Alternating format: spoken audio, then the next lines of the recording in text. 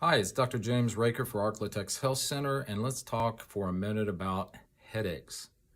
What causes headaches, and what should you do to get rid of headaches? So headaches is a pain, and most of the time, a lot of doctors will run an MRI to make sure you don't have an aneurysm or a tumor in your head, but 99% of the time, they don't find anything. It's a functional problem, meaning everything looks right in your head, but there's still pain. And most of the time it's coming from, it's called a cervicogenic headache, where it starts in the muscles in the back of the head and comes up and around. Even migraines can start this way. And for a functional problem, you have to have a functional answer.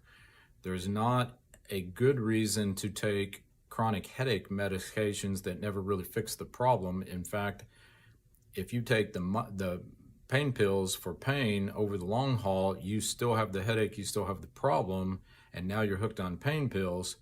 Better problem, or better solution to the problem, is to get a way to fix the actual cause of the headache so the headaches stop. So if it's a functional problem that has to do with your neck and the muscles in your neck that's kicking off the headaches, if you come to us here at Arklatex Health Center and I can evaluate you, if that's where it's coming from and we fix that problem, no more headaches. I've had migraineurs that have had headaches for 20 years disappear after 3 months of work doing rehab with their neck.